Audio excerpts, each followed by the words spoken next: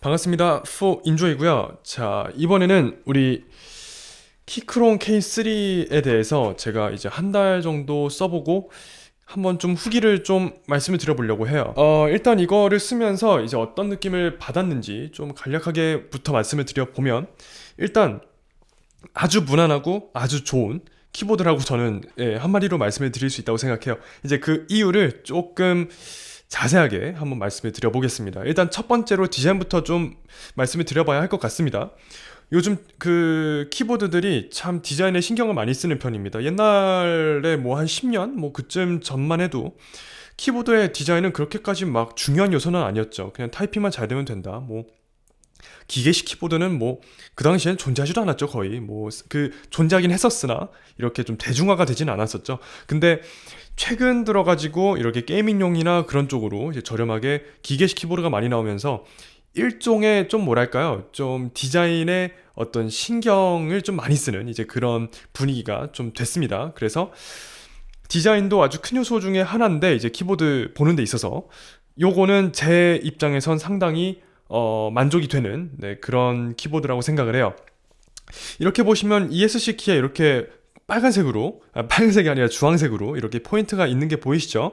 이게 생각보다 키크론의 어떤 고유의 어떤 그 아이덴티티를 나타내주는 어떤 디자인 랭귀지의 그런 요소로서 작용을 하는 것 같아요. 그래서 이 부분도 생각보다 독특하고, 또 이 어떤 뭐랄까, 이 회색 톤의 어떤 본체의 느낌에서 좀 무난하다는 느낌에서 좀 벗어나게 해주는 그런 요소로서 작용하고 있는 부분이어서 정말 좋고요.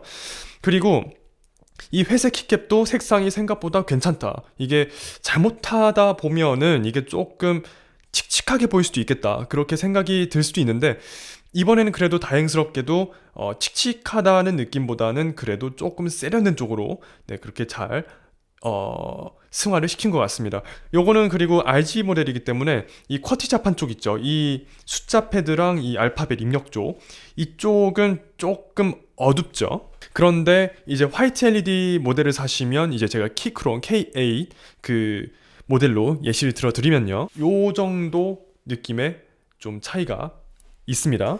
이 키캡의 색깔이 조금 더 밝은 색으로 변경이 됐죠. 이 화이트 LED이기 때문에 좀 그 하얀색 LED의 그런 어떤 본연의 그 밝기나 이제 그런 사용성 같은 것들을 시인성이나 그런 것들을 조금 고려를 해서 이렇게 색상을 변경한 게 아닌가 싶습니다. 자, 그래서 디자인 부분에선 정말 합격 점수를 주고도 남는 수준이라고 저는 생각을 합니다. 그래서 정말 만족하면서 사용했고, 이제 뭐 키보드의 디자인만 있는 건 아니잖아요. 이제 제일 중요한 게 이제 키감이거든요.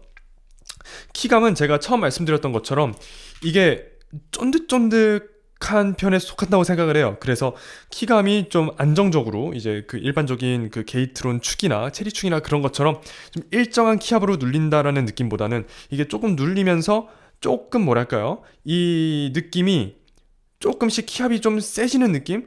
예, 그런 느낌을 좀 많이 받습니다. 그래서 생각보다 키 누르는 감이 상당히 재밌어요. 제가 저번에 언박싱에서도 제가 리뷰를 좀 한번, 리뷰래요, 그 말씀을 드린 적이 있었는데, 제가 칼 박스축을 제가 조금 쓴다고 했었죠. 이게 상당히 좀 쫄깃쫄깃하거든요. 그 느낌을 상당히 이어받았는데, 이제 그 느낌에서 플러스 약간의 서걱임이 좀 추가된 그런 느낌이라고 보시면 돼요. 그래서 상당히 독특한 키감을 선사해준다. 그리고 이 키의 이 높낮이가 상당히 낮기 때문에 이제 기존의 키크론 K8 같은 경우엔 이렇게 좀 키캡이 좀 높았는데, 그래서 이 키캡이 높아서 이 손목을 이렇게 들고 쳐야 된다 이 말이죠. 이게 좀 손목이 좀 아플 때가 있어요. 근데 얘는 조금 그럴 만한 그 염려가 줄어들었다, 그런 말씀을 드릴 수가 있을 것 같고요.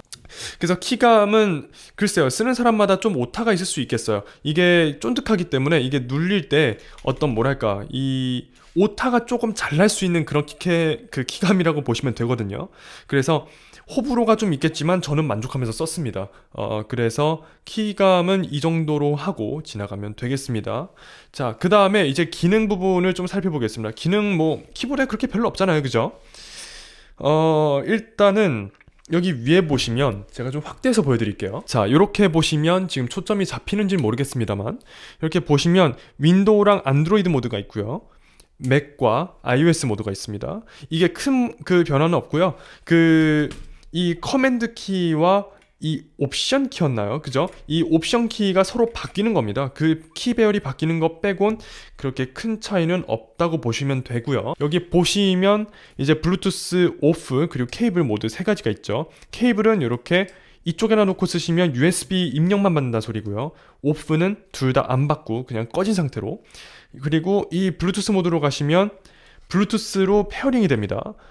이제 이따가 곧 보여드릴 텐데, 그리고 이제 뭐 이렇게 충전 잭이 있고요. 이렇게 USB Type-C인데, 그리고 여기 옆에 이 배터리 인디케이터가 있습니다. 그래서 인디케이터가 있어서 이 사용하면서 좀 배터리가 없으면, 특히 블루투스 모드로 쓸 때, 그러면 얘가 깜빡이면서 알려줍니다. 배터리가 없다고. 상당히 좋은 부분이라 생각해요. 그래서 배터리가 없다라는 것을 이렇게 친절하게 알려주는 부분 정말 좋게 생각하고 있고, 그리고 이렇게 보시면 이렇게 뒤쪽에 이렇게 두 단계로 1단계, 2단계로 이렇게 키보드의 높낮이를 조절해주는 스탠드가 있습니다. 이 부분도 정말 센스가 좋아요. 이 2단계로 하면 완전히 이 키캡이 이렇게 경사져 있잖아요. 이렇게 이제 좀 축소를 해서 보여드릴게요. 자, 이렇게 보시면 키캡이 이렇게 좀 경사가 져 있잖아요. 이거는 스텝스 컬처는 아닙니다. 아무튼 간에 이렇게 경사가 좀 져 있는데 이거를 완전히 이 바닥과 거의 수평이 되게끔 맞춰주는 그런 수준의 각도고요. 1단계로 하면 그냥 적절하게 올려주는 높이라고 생각하는데, 저는 개인적으로 이 스탠드를 놓고 쓸 거면 2단계로 놓고 사용하시는 걸 추천을 드립니다. 아무튼 간에 이렇게 놓고 쓰실 수가 있고요. 자, 그 다음에 이제 블루투스 모드로 좀 가봅시다. 조금 안 보일 수도 있거든요. 이게 이 블루투스 모드일 때 그 LED 밝기가 조금 낮은 편입니다. 제가 개봉기 때도 보여드렸던 것 같은데 한번 개봉기 영상을 한번 참고를 해보세요. 제가 가능하면 여기 위에다 배너로 제가 띄워놓을게요. 자, 이제 블루투스 모드를 켜보겠습니다. 일단 제가 아이패드로 제가 예시를 좀 들려고 하거든요. 아이패드를 좀 갖고 올게요. 자, 이렇게 있는 상태에서 한번 블루투스를 켜볼게요. 자, 일단 요거를 블루투스를 키면요, 그 마지막으로 썼던 그 블루투스 페어링이 되었던 그 기기로 자동 우선 연결이 됩니다. 일단 켜보면 이렇게 파란색으로 이렇게 깜빡이는 게 보이실 겁니다. 보였으면 좋겠네요. 일단 지금 이 상태에서 페어링이 됐나 확인을 해볼게요. 자, 페어링이 되었죠. 키크론 K3 페어링이 되었습니다. 그래서 여기서 지금 어떤 걸 쓸 수가 있냐, 이 맥 모드에서 이렇게 볼륨 같은 거 조절할 수가 있고요. 지금 벨소리 크기 이렇게 올라가는 거 보이시죠? 올라가고 내려가는 거 보이고요. 음소거할 수도 있고요. 뭐 그리고 뭐 키보드의 밝기 수는 이 자체에서 처리가 되는 거기 때문에 그게 별로 뭐 상관은 안 하셔도 될 것 같고요. 그리고 이렇게 밝기도 이렇게 조절할 수 있는 거 있고요. 한번 윈도우 모드에서 한번 될 수 있나 볼까요? 되긴 되네요.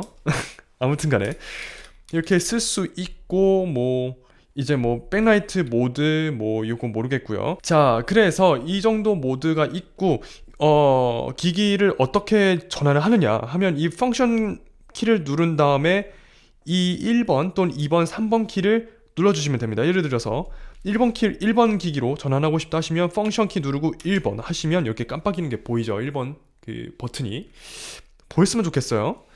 그리고 2번으로 전환하고 싶으면 똑같이 하시면 되고, 이게 맥이랑 페어링이 되어 있는데 켜고 싶진 않아서요. 이게 그 블루투스로 페어링이 되면 이게 자동으로 그 잠자기 모드에서 일어나기 때문에 3번으로 두면 이게 3번으로 페어링이 자동으로 되는 모습 확인할 수가 있습니다. 여기 확인이 되죠. 자, 그래서 이제 블루투스로 연결이 됐으니까 이 인풋렉이 어느 정도 있을까에 대해서 제가 한번 좀 시연을 보여드릴게요. 자, 이렇게 페이지스 그 워드 프로세서를 이용해서 한번 입력을 한번 해볼게요. 이 인풋렉은 일단 제가 먼저 말씀드리면 인풋렉은 상당히 없는 편이고요. 그래서 뭐 키 입력하실 때 뭐 좀 불편하거나 그런 부분은 없으실 거라고 생각을 합니다. 자, 한번 인풋렉이 어느 정도인지 한번 여러분들이 직접 보고 가늠을 해보세요. 여기 지금 카메라에 다 보이죠? 한번 시작해 볼게요.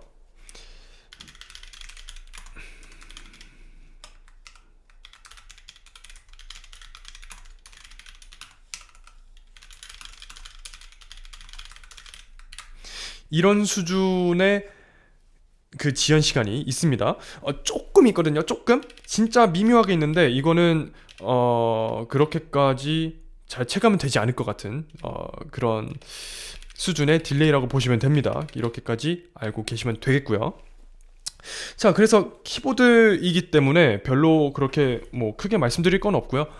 그래서 이게 키보드로서의 본연의 가치를 잘 가지고 있느냐, 잘 살려냈느냐, 사용성이 좋느냐에 대해서 말씀을 드리면 거의 끝나는 거죠. 결론적으로 얘는 사용성까지 꽤 괜찮고요. 인플렉도 없고, 그리고 이 무게도 그렇게 무겁지 않은 편이고요. 그래서 여러 가지 생각을 해봤을 때 이 키크론 K3는 정말 기계식 키보드로서의 기본은 잘 갖춰져 있다라고 생각을 해요. 물론 게임용으로 이 키보드를 구입하시면 좀 무리가 있겠어요. 이거는 키크론 K8도 마찬가지고요. 게임용으로 쓰시기엔 좀 무리가 있는데, 근데 이제 여러분들이 만약에 이제 이거를 갖다가 좀 워드나 이제 좀 그런 무난한 용도에 좀 굴리고 싶다, 좀 그런 분들이 계시면 요거를 구입을 하셔도 정말 괜찮을 것 같다. 저는 오히려 찬성이래, 그 추천을 드리고 싶다. 저는 그런 생각을 좀 여러분께 말씀을 드립니다. 이거 지금 가격이 13만 9천 원일 거예요, 지금. 그래서 그 가격 12만 9천 원인가 아무튼 간에 그쯤 가격을 감안하고서라도 좀 비싼 편이긴 한데, 저는 추천을 드리겠어요. 이렇게 무난하고 디자인도 괜찮고, 이런 키보드 솔직히 말해서 좀 찾기가 힘들다고 생각합니다. 특히 이 맥OS의 호환성과까지도 이렇게 구비를 해놓고 있는 키보드가 이 기계식 키보드 중에서 흔하지 않다고 저는 생각하거든요. 이 키크론이라는 그 브랜드 자체도 사실은 그 틈새 시장을 노리고 나오려는 그런 다분한 의도로 그렇게 나온 브랜드이기 때문에, 그래서 저는 정말 좋다고 생각해요. 이 퀵크롬 꼭 구입하고 싶으시면 구입하셔도 된다 생각하고요. 꼭 구입하세요. 저는 적극적으로 추천을 드릴 수 있다 생각해요. 근데 이제 단점은 이게 ABS 키캡이기 때문에 좀 번들거림이 나타날 수 있다. 이거 딱 하나가 단점이라고 할 수 있겠어요. 그 외에는 그 단점이라고 볼 수 있는 게 별로 없고요. 그래서 꼭 구입하세요. 구입하고 싶으시면 안심하고 구입하셔도 되는 제품이라고 생각합니다. 시청해주셔서 대단히 감사드리고요. 다음 영상에서 또 뵙도록 하겠습니다. 그리고 이번 영상 이후로 좀 컨셉이 바뀔 것 같습니다. 여러분들께서 잘 지켜봐 주시면 대단히 감사하겠고요. 다음 영상에서 또 뵙도록 하겠습니다. 감사합니다.